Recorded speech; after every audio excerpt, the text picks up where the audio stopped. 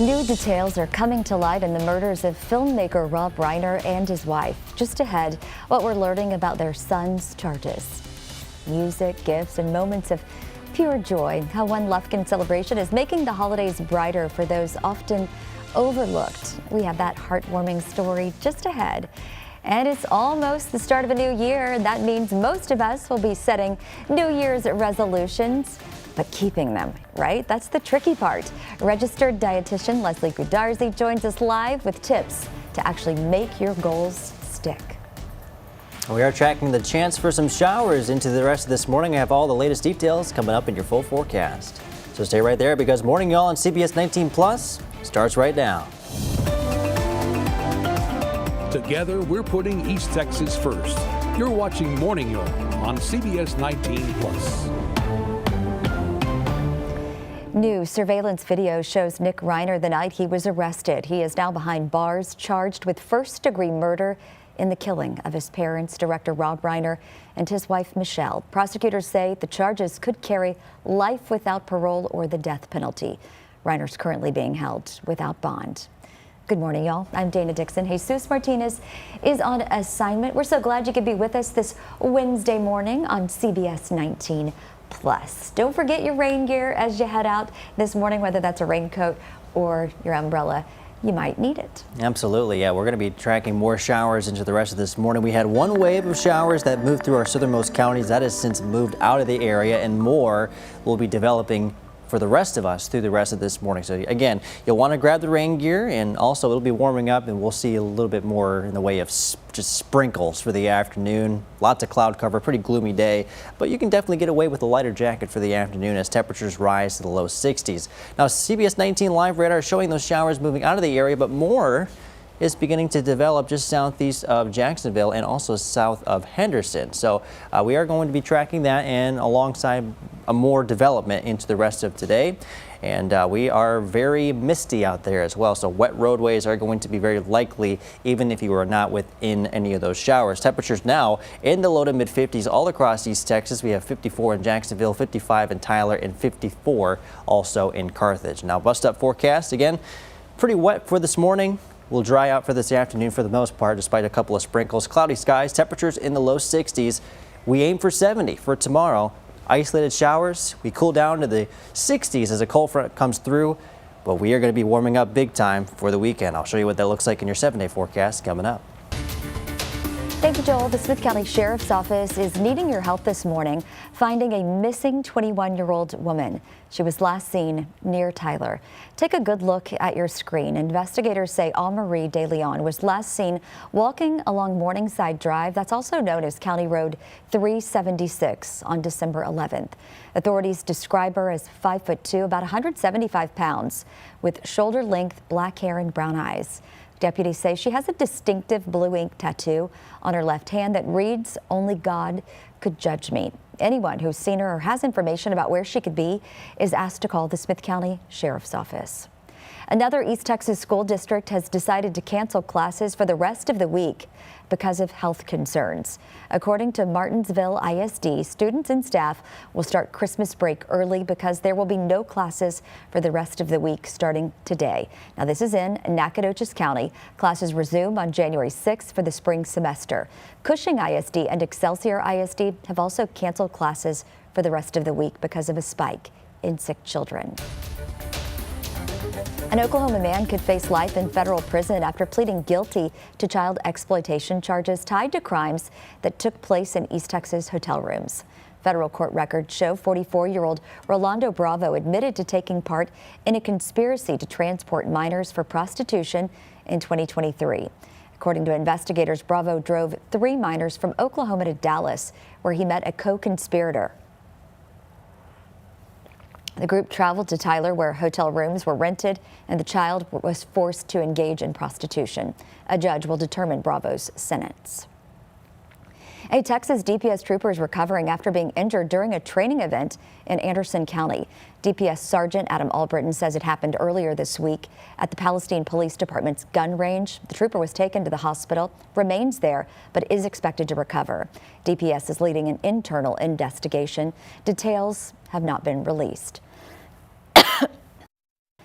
Meanwhile, another DPS trooper is suspended following a DWI crash in Cass County. According to the department, the off-duty trooper identified as 43-year-old Corey Charles Birmingham was involved in a two-vehicle crash over the weekend at the intersection of State Highway 8 and State Highway 77. He was arrested and booked into the Cass County Jail on a DWI charge. In a statement, DPS says they take these allegations seriously and launched a separate administrative investigation. Nick Reiner could face the death penalty after Los Angeles officials announced they will charge him in the murders of his parents, director Rob Reiner, and his wife, Michelle. Officials say they believe he killed his parents using a knife, though they have not given many details on the case, saying they prefer to present their evidence in court. CBS News' Michael George has more. New surveillance video shows Nick Reiner the night he was arrested inside a gas station and later across the street as police cars pull up and surround him. Police say he was taken into custody without incident. This case is heartbreaking and deeply personal. Now, Nick Reiner is behind bars and facing first-degree murder charges in the killings of his parents, Rob and Michelle Reiner. These charges carry a maximum sentence of life in prison without the possibility of parole or the death penalty. No decision at this point has been made with respect to the death penalty. The 32-year-old is awaiting his first court appearance because he hasn't yet been medically cleared, according to his attorney. Every single inmate goes through a medical clearance before they can be transported to court. Every one of them. Okay. And that's a process.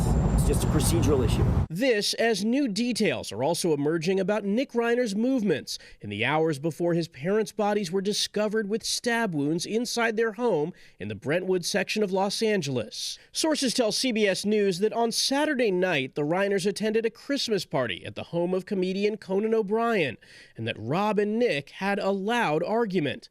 It's still unknown when the alleged knife attack occurred. Police haven't given many details on the case or what led them to Nick Reiner. He's currently being held without bond. Michael George, CBS News.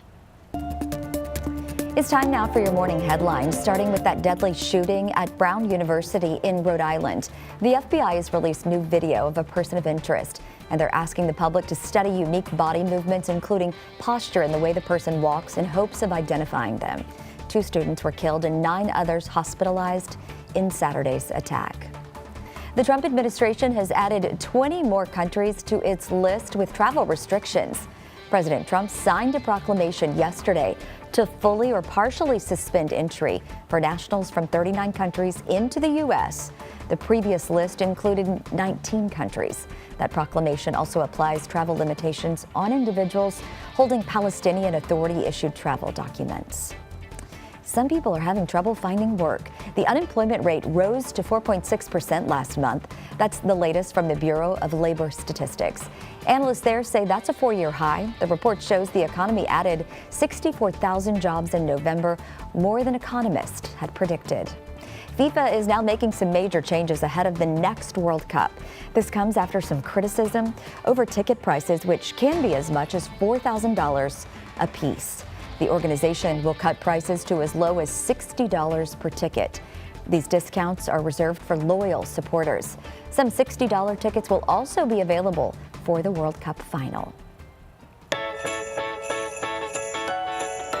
The holiday season is all about connection, joy, and making everyone feel included. And for dozens of East Texas families in East Texas, Christmas came early. The Texas Special Needs Children's Project hosted its annual Lufkin-Nacogdoches Christmas party, giving children and adults a place to celebrate freely and joyfully. CBS19's Ayana Aird has the story. I love Christmas. We are in Lufkin tonight for the Lufkin-Nacogdoches Special Needs Christmas party. My son has autism and he loves to be around the other children that's got the same syndrome as him. And he doesn't feel left out. Merry Christmas. The great thing about this is there's no judgment, none of that offered here. We just let them come in and have a good time. My little brother is special needs. They need something for them. And this helps build up their character. It helps build them to socialize. I'm having fun actually because I just danced a little while a minute ago and it was pretty much fun. We play music and have food for them, give out gifts. They get to meet Santa. They're recognizing the children and the adults that have problems and that they can be themselves.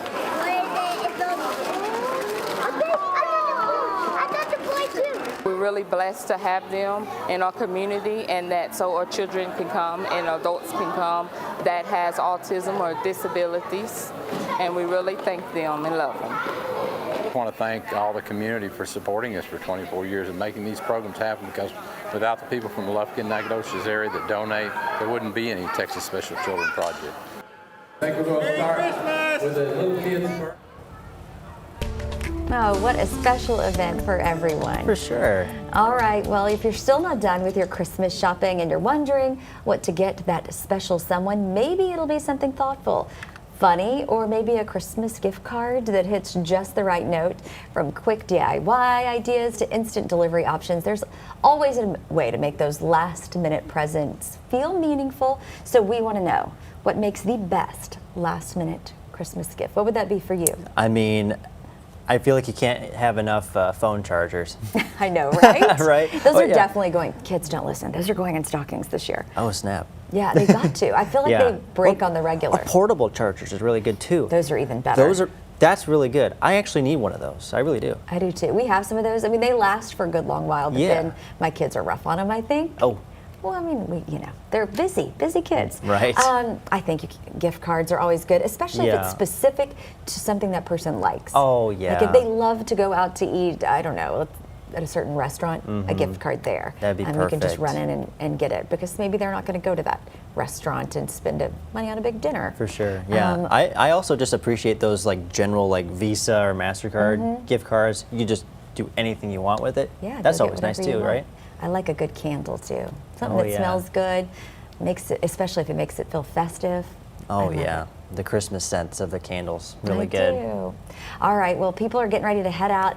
Hit the road right now. The streets pretty slick. Even if you haven't gotten a lot of rain, it's that little misty situation we've got going on. That's exactly right. So that might slow you down just a little bit, and we are tracking more showers for the rest of this morning that are beginning to develop on CBS19 live radar. We'll take a look at that in just a second, but all in all, pretty quiet on our I-20 report this morning. We got 2 hours over to Dallas and an hour and 30 minutes over to Shreveport. So again, pretty standard numbers there. Standard numbers on our US 69 report as well. 2.5 hours up to Denison and an hour and 30 minutes down to Lufkin. As we take a look at some of the other routes here across the area, Jacksonville to Nacogdoches is 55 minutes. We have Tyler to Longview, which is 40 minutes so far. A 55-minute commute from Tyler to Palestine, and from Tyler to Athens, that'll be, again, 45 minutes. Now, you can see some of those showers that we were tracking earlier this morning. They're beginning to move away, and more showers are beginning to develop in southern Rusk County. And I do, again, expect more in the way of coverage when it comes to these showers.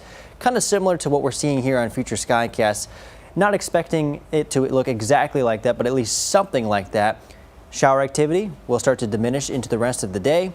We'll see more shower activity for the start of Thursday. So that's what we got there. Yellow lights for you this morning. However, green lights for this afternoon as showers begin to wane. It is time now for Wellness Wednesday. We're a little over 2 weeks away from the start of a new year. In addition to last-minute Christmas shopping, many of us are already setting some resolutions. And you know, just as quickly as we set them, well, we struggle to keep them, right? So we know it's really hard, but we've got a registered dietitian here with us, Leslie Gudarzi, who says it doesn't have to be that hard. She's going to share some practical ways to set realistic, sustainable goals. So what is like a small change? Because I think that's really kind of the key, is starting small and not with a huge, overwhelming goal that then if we break it really early, we don't want to keep it. Absolutely. I think it's really important to start small and to start positive. Instead of saying, I'm not going to eat dessert, say I'm going to drink more water, or I'm going to eat more fruits or vegetables, and really focusing on adding to your diet or to your lifestyle or to your exercise pattern is a better way of doing it rather than it being a punitive sort of reframing it to make it more positive overall. So it'll be a positive experience. So how do you recommend tracking that progress, those small little goals, without becoming too obsessive or stressed out about it? I think it really depends on the person's personality.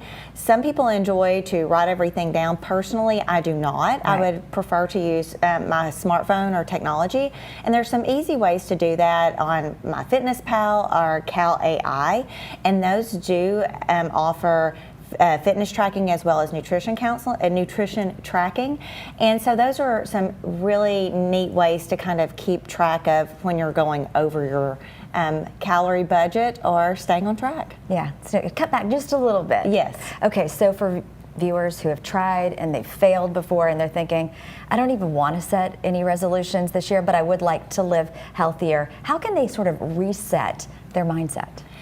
Really just thinking about what things are going to have the biggest impact for your health and trying to focus on being more healthy as opposed to an external goal. Really supporting those behavior changes is the most important thing. Instead of saying, I just want to lose weight, say, I'm going to exercise daily. Having that daily behavior pattern is more important than the goal itself. It really helps support that. I know a lot of people say, I want to lose 20 pounds. Yes. That's hard to do. Absolutely. And generally we recommend 1 to 2 pounds a month for it to be sustainable and to be able to maintain.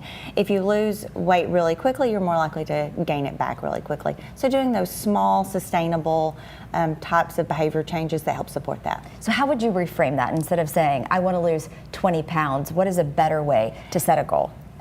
Really about 10% of your weight loss for a 6-month period is a reasonable goal. So if someone, for example, was weighing 200 pounds, losing 20 pounds over 6 months would be a more reasonable goal, and to kind of divide that out into smaller bite-sized pieces. So you're talking a lot about habit stacking, and I really think this is kind of crucial for keeping your goals. So explain what that is for people who weren't listening earlier. When we look at habit stacking, it's linking a new behavior to already some established behaviors. And it's really a really cool kind of concept when you start doing it. Most of us get up in the morning and we don't remember the first 10 minutes of our habits that we do because they're so ingrained in our neuroscience. And so we can get some of those behaviors that we need to do and stack them with some of the behaviors that we're already doing and make some really sustainable changes and not have too much of a painful experience in the process. Becomes part of your daily life, and all of a sudden you've reached your resolutions. Absolutely. All right, thank you, Leslie, for being with us. Great advice and making it so much easier to tackle as we head into a new year. Thank you. All right, we'll be right back.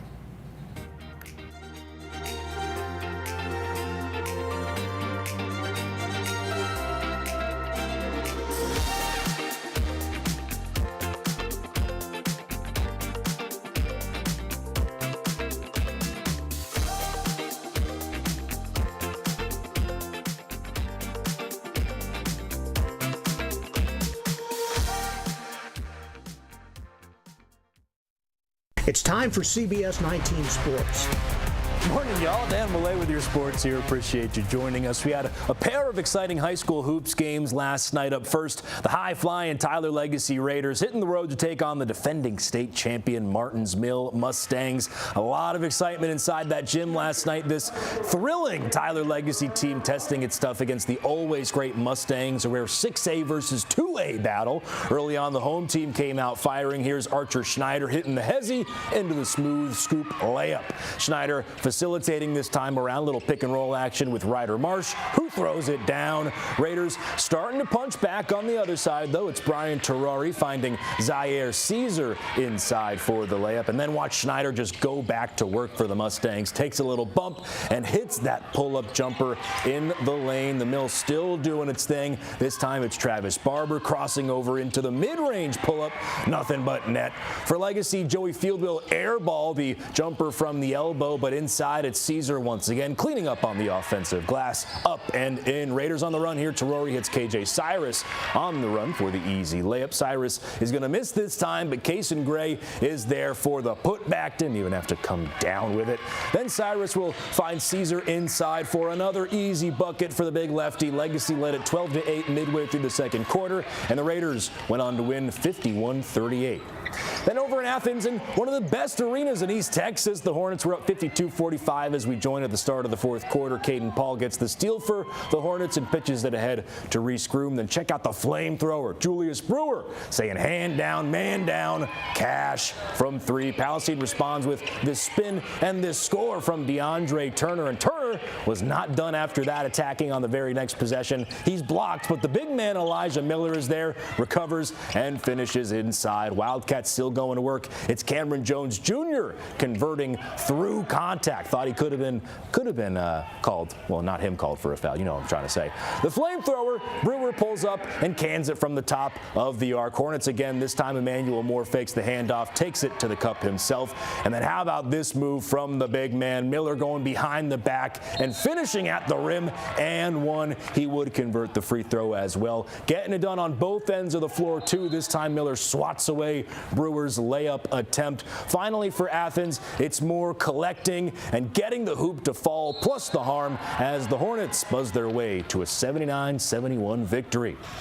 Now looking ahead to today's 2A D1 state final. It could be an historic one for the Rams because Joaquin has never captured a state title. In fact, the program's only been to the championship game one time.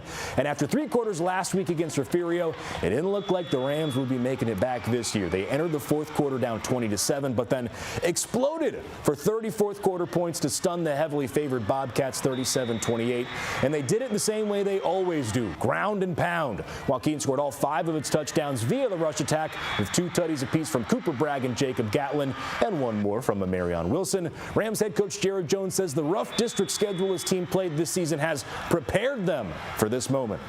Everybody in our district knows, maybe the best team in our district, they didn't even make the playoffs this year. So it's an extremely competitive district. One of the other coaches called it the SEC, a 2A. And when you get through that thing, you know you fought some battles, but it prepares you for stuff like this, you know. We bang each other up a good bit in district. And by the time we get here, we know we're experienced, and I think it showed right there at the end of the game.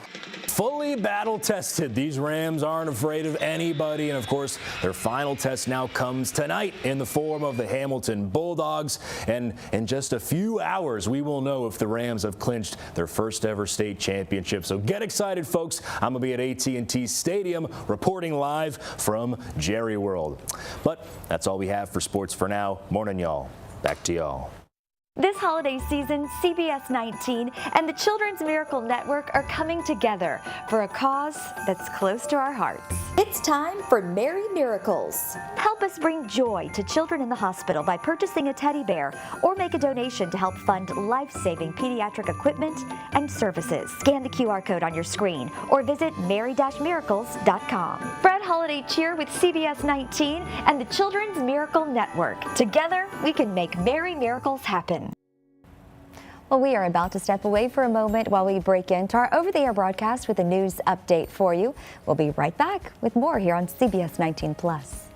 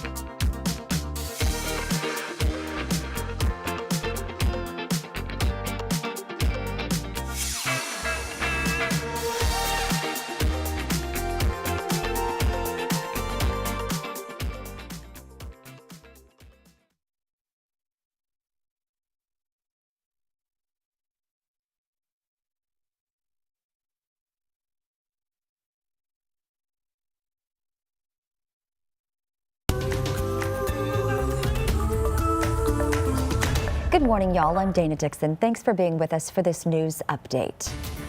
Another East Texas school has decided to cancel classes for the rest of the week because of health concerns.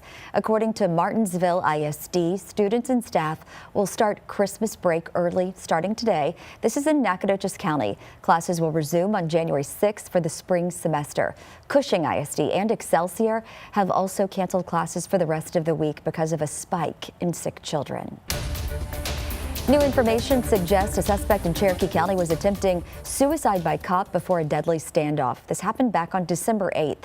A state report from the Texas Attorney General's office reveals that neighbors of 53-year-old Sean Turner reported he was standing on his porch and shooting an AR-style rifle.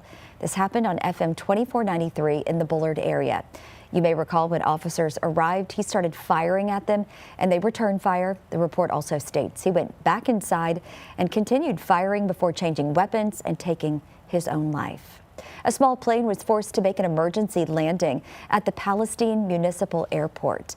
Police say the aircraft was having mechanical issues and came down safely just after 6:30 last night. Airport staff say there was a fire inside the cockpit, but it was quickly extinguished. Officers confirmed the pilot's okay and no injuries were reported. The Smith County Commissioner's Court approved a tax break for the new Blackstone Hotel in downtown Tyler yesterday.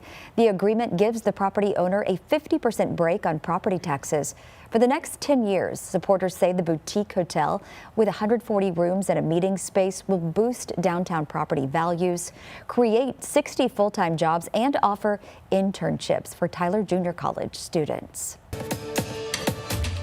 Happening today, the 2A Division I State Football Championship game, and it could be a historic one for the Rams. That's because Joaquin has never captured a state title. Rams head coach Jared Jones says the rough district schedule, though, that his team played has prepared them for this moment. Their final test comes tonight in the form of the Hamilton Bulldogs at 7 o'clock. Get excited, folks. CBS 19 will be at AT&T Stadium live from Jerry World. All right, let's get a check of your forecast now. And we got a couple of showers that we're going to be watching for the rest of this morning, and we'll end up with a couple of sprinkles for the rest of today. Temperatures will make their way into the low to mid 60s for this afternoon. You can see all the activity on our future Skycast. A lot of it along and south of I-20, well, actually well south of I-20 for the morning, and then for the later parts of the morning, we are going to be expecting those showers to kind of expand further to the north. Could be heavy at times, not expecting too much out of the way of rainfall for today. We'll see a couple sprinkles for the afternoon. A couple of isolated showers for Thursday as well. That's all ahead of a cold front. Temperatures will aim for the upper 60s to low 70s for Thursday afternoon with a lot more sunshine. And then for the night on Thursday night, temperatures will fall to the 30s and then only make it to the 60s for the afternoon. Here is your 7-day forecast. After that cool down, we rebound to the 70s all the way through your first week of winter.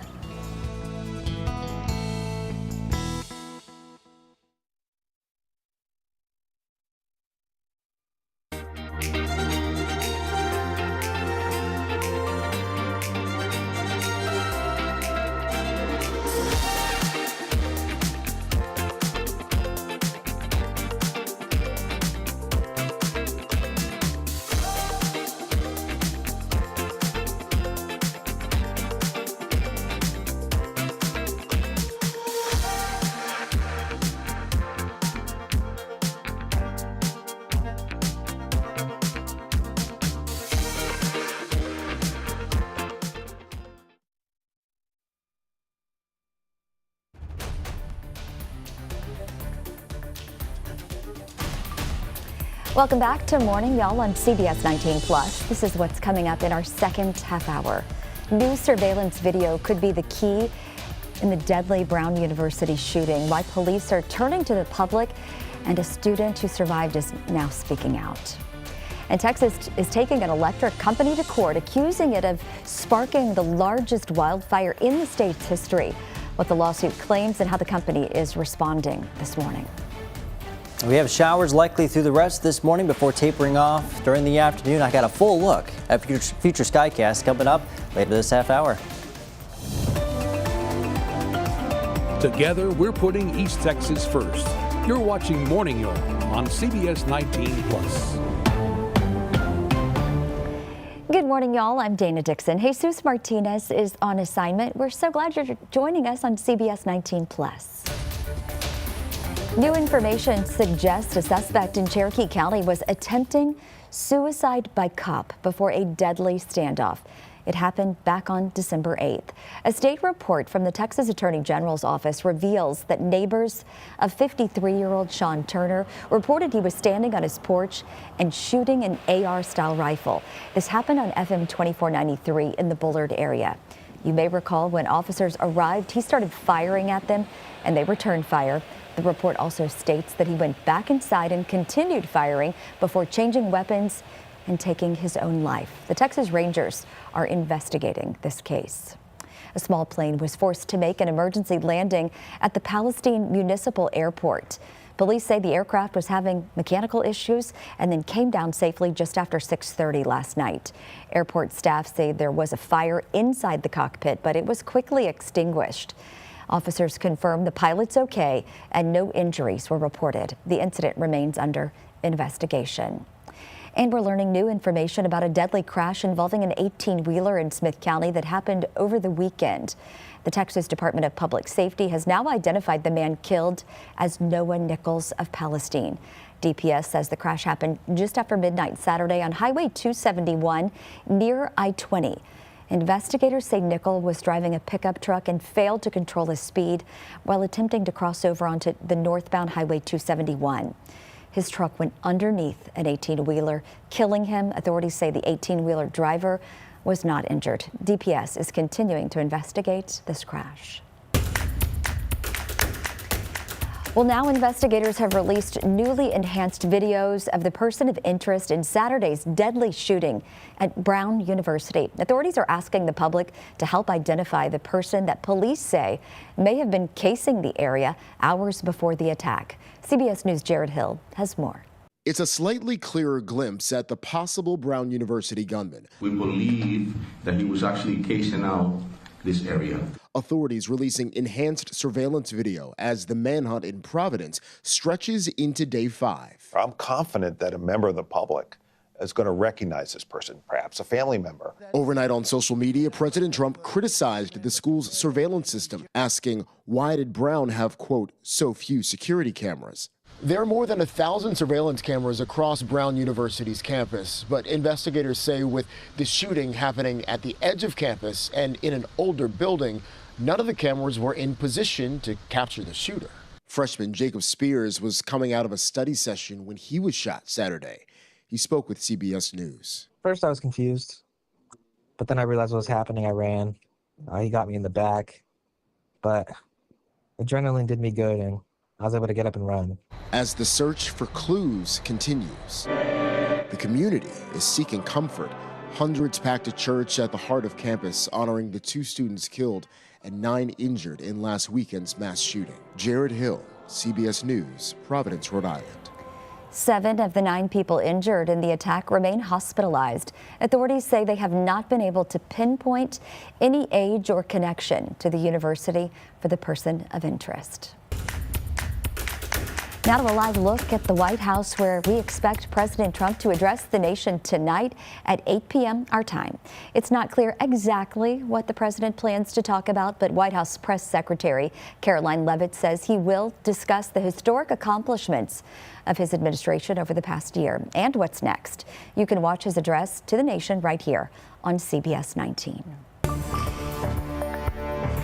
The state of Texas is taking an electric company to court, accusing it of causing the largest wildfire in the state's history. Texas Attorney General Ken Paxton filed that lawsuit against Southwestern Public Service Company, which operates in Texas as Xcel Energy. Xcel has publicly admitted that one of its decayed power poles near Amarillo snapped on February 26, 2024, sparking the Smokehouse Creek fire. That fire burned more than 1 million acres in the Texas Panhandle, killing 3 people and more than 15,000 head of cattle. The AG's office says the blaze also caused more than $1 billion in economic losses. The suit accuses XL of negligence and calls for the company to repay the state for any damages caused by the wildfire. In a statement, Paxton said, quote, "There must be accountability for the death and devastation the company caused," adding that XL failed its duty of care to customers and residents in its service area. XL Energy says that it's deeply disappointed with Paxton's decision to file a lawsuit. The company says it worked with the AG's office in good faith to find a solution when they were approached earlier this year, but they chose to file litigation instead. XL says it will review the lawsuit and vigorously defend itself against the allegations. The Smith County Commissioner's Court approved a tax break for the new Blackstone Hotel in downtown Tyler yesterday. The agreement gives the property owner a 50% break on property taxes for the next 10 years. Now, supporters say the boutique hotel with 140 rooms and a meeting space will boost downtown property values, create 60 full-time jobs, and offer internships for Tyler Junior College students. Commissioner Christina Drury questioned whether the tax break benefits rural residents, but the measure passed 4-1. The Palestine Police Department is asking for the community's help in spreading some holiday cheer. They're in need of some extra gifts after requests outweighed their gift supply. The department says it needs gifts for children and teens ages 10 to 17, and it's asking for help filling the gap through unwrapped gifts or monetary donations. They said, quote, "Every donation makes a difference," and they thanked people for helping show these kids that they are seen, valued, and cared for. If you'd like to help, they're accepting those donations until the end of today at their John Street location. Powerball jackpot is still climbing. The prize for tonight's drawing has reached more than $1.2 billion with a cash value of more than $572 million. The latest pot of gold would be the 6th largest in Powerball's history and the 2nd biggest Powerball grand prize this year. It's a staple of the holiday season. You are likely seeing nativity scenes on display across East Texas right now, but the one at a church in Dallas has a new take on the tradition. And as Cole Sullivan shows us, it's dividing the community. In a church at Christmas time, the miracle becomes familiar. Using the story that we all know. But at Oak Lawn United Methodist in Dallas, the birth of the Son of God has a message that's more than faith. It is political, probably, but this is the time and space that we are right now. Isabel Marquez is the associate pastor who created this nativity. That's a sacred resistance for us, so that's why we are doing that. On the altar, the sign of who was here, she says, explains why the Holy Family is not. I think the questions are important. Where are they? The answer is on the steps outside. Joseph and Mary in a cage, a commentary on increased immigration enforcement. People that are trying to seek for help, for assistance, for refuge, and the inn is saying no. It's closing the doors. Marquez says reaction has been mostly positive in a church community known for welcoming people of all stripes, but some have pushed back on the politics from the pulpit. I think Jesus was very political. Let's see who he was hanging out with, who he was defending all the time. In this season of joy and peace, she says this nativity is designed to discomfort. Hopeful, but sad that we have to repeat the story. A story we know that she argues is playing out again. In Dallas, I'm Cole Sullivan.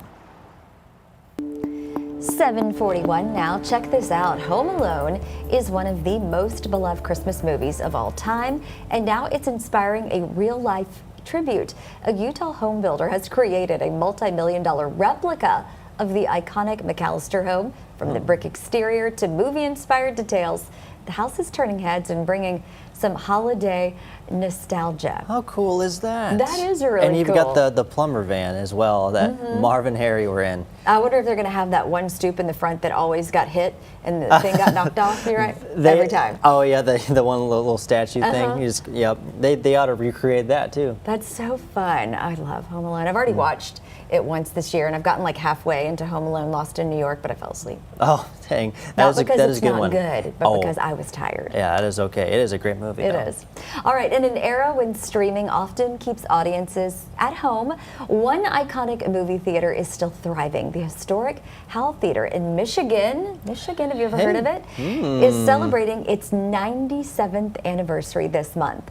First opening in 1928, the downtown landmark remains a community hub for movies, events, and memories. Its owner says preserving nostalgia and the love of film keeps the theater alive. I feel like it's a movie theater that you would see in a Hallmark movie, right? For sure. Yeah, Howell. That's not too far from where I'm from. It's not? Have you ever been? I've never been there. Road trip. I've definitely, for sure. When I go back, I'm going back for Christmas. Maybe I ought to stop by. But yeah, that's about maybe 30 minutes away from where I used to live. I love how those old theaters look. It's just like takes you back in time a little bit, right? Oh, for sure. Definitely. Love it. I can smell the popcorn right now. Oh, me too.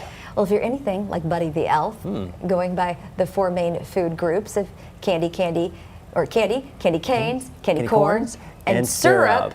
Today's your day to shine. It is National Maple Syrup Day. Maple syrup is made from the xylem sap of various maple trees. History says that indigenous people of North America first collected, processed, and used maple syrup.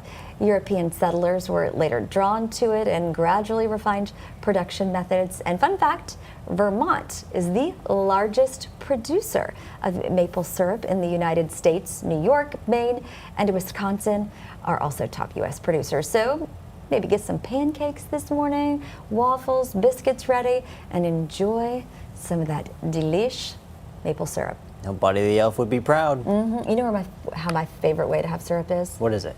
With bacon.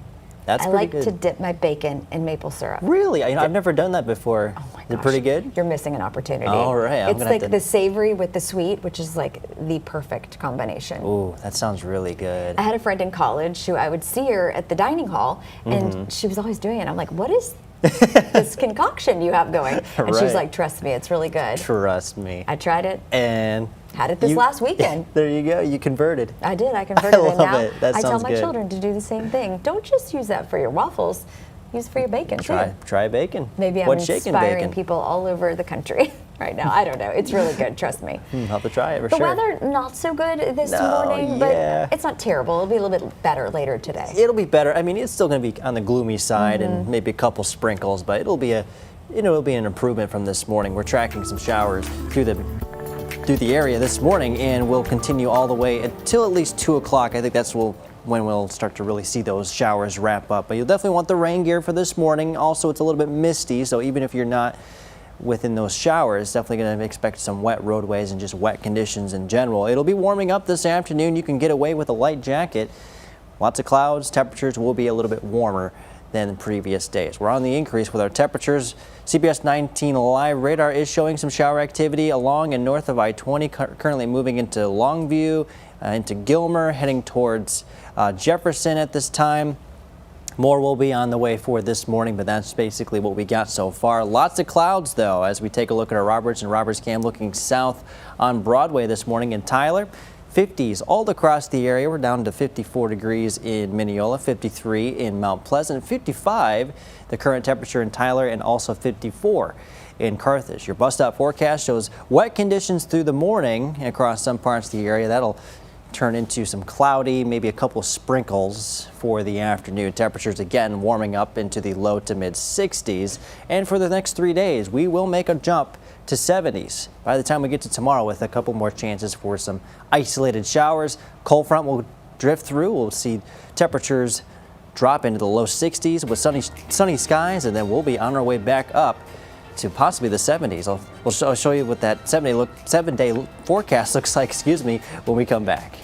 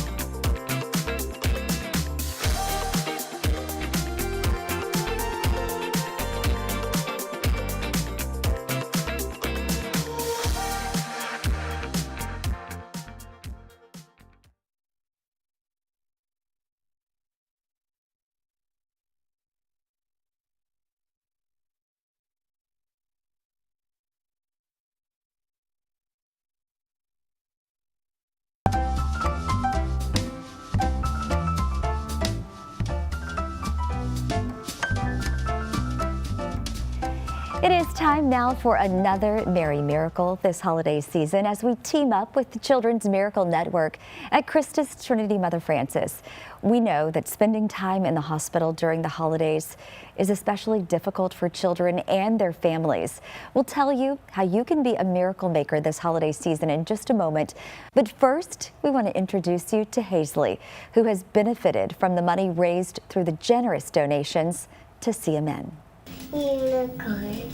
Unicorns, the color purple, and kittens. Things you'd expect this thriving, energetic 4-year-old little girl to love. But behind those beautiful blue eyes and sparkling smile were a couple really tough years, not just for Hazley, but for her parents who didn't know what was wrong. When Hazley was about 2.5, we started noticing her having some abdominal issues and complaining all the time of her tummy hurting, having some serious bloating, and we had a couple of instances where we had to go to the ER in Lindale. But Hazley's mom, Michelle Nemani, says the unexplained pain just kept coming back. On top of that, she had trouble eating, gaining weight, and had anemia. And so when meeting with our pediatrician, Dr. Everett, he suggested putting her on an iron supplement, and then we would recheck her levels at her 3-year well check. Well, at the 3-year well check, her iron levels still were bottom, ground zero, like absolutely no iron absorption. That's when Hazley was referred to Dr. Andrea Glazer, a pediatric GI doctor at Christus Trinity Clinic, who later diagnosed her with celiac disease. Celiac disease is a very interesting gastrointestinal disease because it can present in a variety of different ways. For Hazley in particular, it was specifically the fact that she was developing iron deficiency anemia that didn't respond in the way that we would expect. On top of that, she did have belly pain. And commonly with celiac disease, we see a lot of diarrhea, but it's actually also common in about 20-ish% of kids to have constipation. Celiac disease is an autoimmune disorder. The body reacts when patients like Hazley eat gluten, which is found in wheat, rye, and barley. When you eat gluten, your body forms antibodies to the first part of your small intestines called the duodenum, and they have these little finger-like projections, and in celiac they start to erode away. And the difference between that and simple gluten intolerance is the damage. That's why this endoscopy tower, funded by the Children's Miracle Network, is so crucial. It's how Dr. Andrea Glazer is able to give patients and parents the answers they've been searching months or even years for. So the endoscopy is a procedure where I take my camera and I go inside the mouth all the way down to the first part of the small intestines, and I take these teeny tiny biopsies so that I can look for that damage versus a normal intestinal villi. And so without the endoscopy, we really can't make the official distinction between true celiac disease or gluten intolerance. It's important for celiac patients to remove gluten from their diet because it can have damaging effects if not treated. It can present much later on with these sorts of difficulties such as infertility. You can have delayed puberty, short stature. Sometimes they will have hair loss, broken bones, really bad tooth cavities. And then later on in life, they can have the long-term effects of chronic anemia, so congestive heart failure or other things like that. The Nemanis are now 8 months into their gluten-free journey, and little Hazley's learning what she can't and can eat. Popcorn is good for me. It's gluten-free. Hazley's parents are just thrilled to see her happy and healthy again. I want to encourage any mom, any parent that to not be afraid to be an advocate for your kid. Trust your gut. You have people in your backyard and in your community that are here to help you and your child and your family. And I couldn't be more grateful for that. And for caring physicians like Dr. Glazer. So when Hazley had her scope done, Dr. Glazer, she wore a unicorn shirt that day, and our unicorns, besides Anna and Elsa, are our favorites. And so in order to help Hazley feel better, she allowed her to keep her unicorn shirt on during the procedures. Of course, Dr. Glazer didn't forget their shared love of unicorns, gifting Hazley one to make another day in the clinic just a little easier. If you want to be a merry miracle for a child like Hazley, who's undergoing care and getting help from CMN, or spending the holidays in the hospital, you can just scan the QR code or visit mary-miracles.com to donate. Remember that every dollar stays right here in East Texas to help local kids and their families. And you never know when it's going to be you. So, all right, let's get back to our question of the day, especially if you're not done with your Christmas shopping and you need a little bit of help this holiday season. What makes the best last-minute gift? You can still make it thoughtful, funny, maybe even a gift card to their favorite place. So do you have any suggestions for the people this morning? Have you done all your Christmas shopping first? No, not yet. I have not done that yet. So we're getting close to last minute. So yes. what would be the last minute gifts you're looking for? Oh man, well I would say, I mean, especially for one of my friends back home, he loves socks. Loves socks. You can get him some fun socks. He'll love that for sure. Isn't that great? I think it's finding what they like. It doesn't matter if it's last minute or not, and getting a little something that like touches their heart, right? Exactly. And I know we'd say that, you know, don't give a gift card. I don't give too many gift cards, but if it's something they wouldn't get themselves, to a place they really love, that's when I think a gift card is perfect. Right, and you know, we're talking time crunch here, so it's like, you know, that'll be convenient, right? There it is. My kids would love a gift card to one of their video game situations.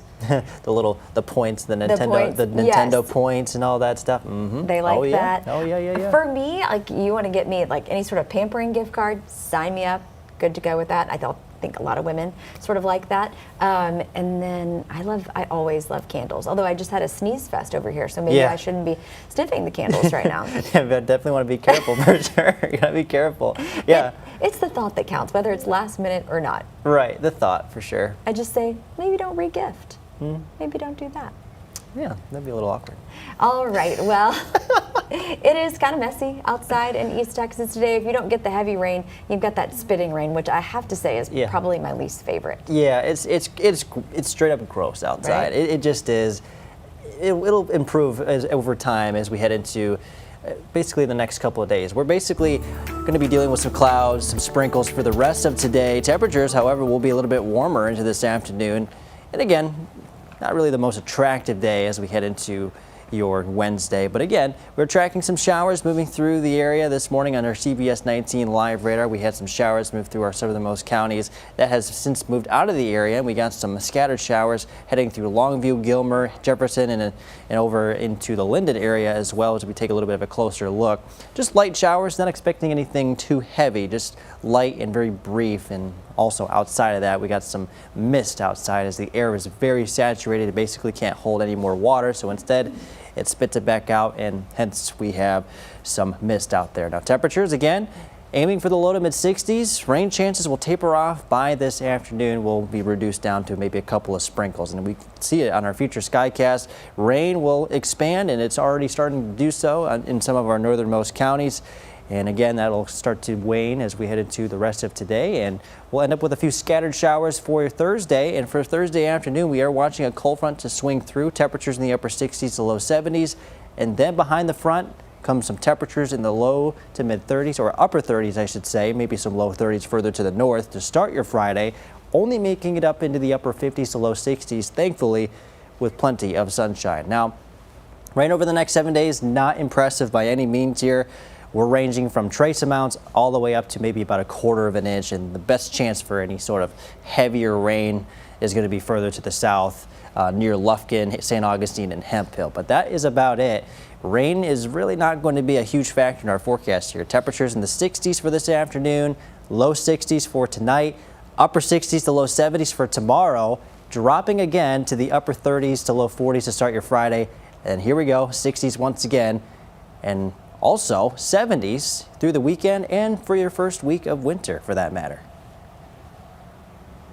All right, thank you, Joel. We're about to step away for a moment while we do our over-the-air broadcast with a news update. We'll be right back with more here on CBS 19 Plus.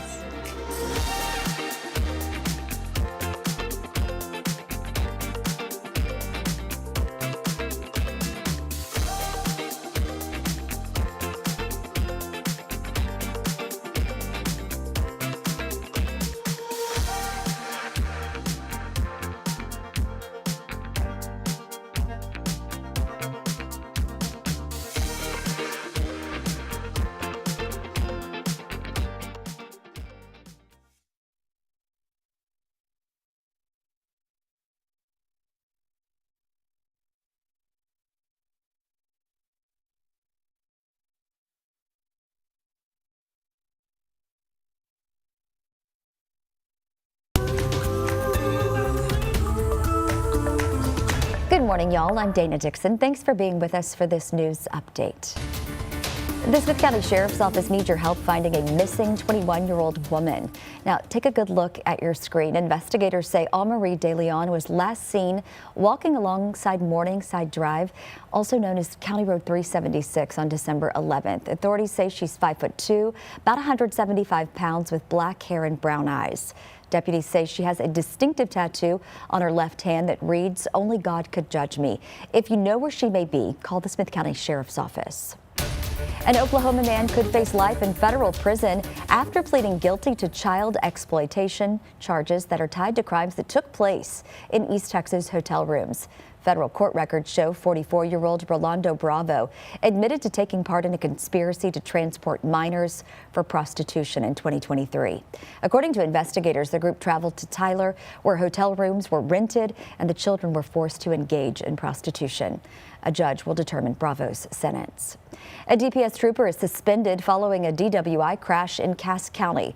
According to the department, the off-duty trooper, identified as 43-year-old DeCorey Charles Birmingham, was involved in a two-vehicle crash over the weekend at the intersection of State Highway 8 and State Highway 77. He was arrested and booked into the Cass County Jail on that DWI charge. Well, Christmas came early for dozens of East Texas families. The Texas Special Needs Children's Project hosted its annual Lufkin-Nacogdoches Christmas Party. The event gives children and adults a place to celebrate freely and joyfully. Eden Maxey has attended the event for the past 3 years and is grateful for what the organization does for her son. My son has autism, and he loves to be around the other children that's got the same syndrome as him. And he doesn't feel left out, and he feels at home with them, so we keep coming. He loves it. The organization is always looking for more volunteers and is thankful for the support from the East Texas community. Kind of a messy morning out there across East Texas. Let's get an update on your forecast, Joel. Yeah, absolutely. It's going to be kind of a not so attractive looking day as we head into the rest of your Wednesday. Lots of clouds, rain chances really max out by the morning, basically, and then as we move into the afternoon, could see a couple of sprinkles, but mainly just dealing with a lot of cloud cover for this afternoon. You can see it on our future skycast. A lot of the rain moving further to the north, and will be nice and dry for the most part this afternoon, with a couple of sprinkles possible, and that'll kind of be the same case for Thursday, with some isolated showers possible ahead of this cold front. This is our next big cool down that we're going to be watching for. Upper 60s to low 70s is what we'll get to for your Thursday afternoon. Then we'll drop down into the upper 30s to start Friday and make it only to the upper 50s to low 60s. So a little bit of a brief cool down. Thankfully, that will have a little bit more sun into your Friday. Now, temperatures, they'll rebound really quickly from there. Temperatures over the weekend and into your first day of winter, aiming for the low to mid 70s.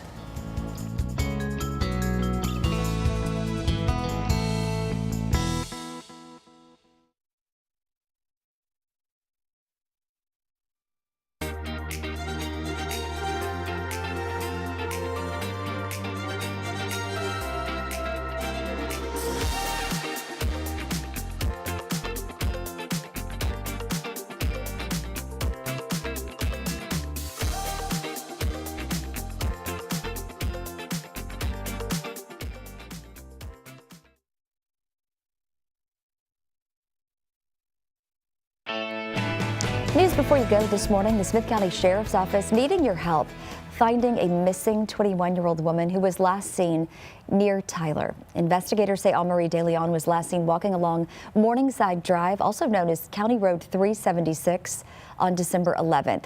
Authorities describe her as 5'2", about 175 pounds, with shoulder-length black hair and brown eyes. Anyone who has seen her or has information about where she may be is urged to contact the Smith County Sheriff's Office. The Palestine Police Department is asking for the community's help. They're in need of some extra gifts after requests outweighed their gift supply. The department says it needs gifts for children and teens ages 10 to 17. If you'd like to help, they're accepting donations until the end of today at their John Street location. And the 2A D1 state finalist today, and it could be a historic one for the Rams. That's because Joaquin High School has never captured a state title. The program's only been to the championship game one time. The game's set for tonight at 7. CBS 19 will be at AT&T Stadium reporting live from Jerry World. Good luck to them. Let's get another check of your forecast.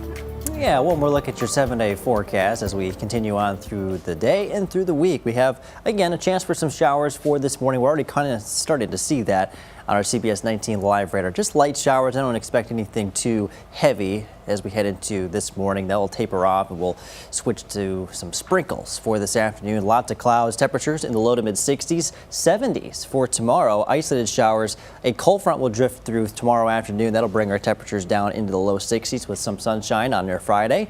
Temperatures rebound very quickly as a strong south wind carries up some much warmer air.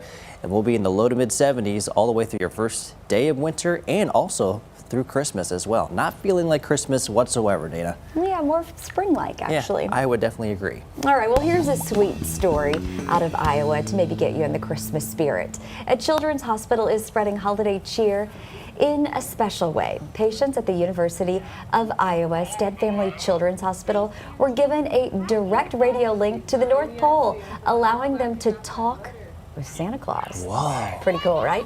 Video shows a staff member dressed as an elf handing out those two-way radios, delighting the children. Santa's connection to the hospital, well, it dates back more than a century, first visiting in 1919. So wow. Pretty good connection there for those kiddos. There is. Wow, that's so sweet. It had to make their day. A little visit from Santa, kind of virtually, but and, old school virtually. And yeah, well, yeah, absolutely. Kind of a modern / old school take on it for sure. I love that. We need the Christmas spirit because it doesn't really feel like it out there. Yeah, absolutely. Definitely, we'll take anything we can get, right? All right. Well, thanks so much for continuing your day with us here on Morning Y'all on CBS 19 Plus. We've got the noon show coming up there as well. Keep it here for the latest news weather throughout the day. We hope you have a good morning, and we'll see you dark and early on Thursday.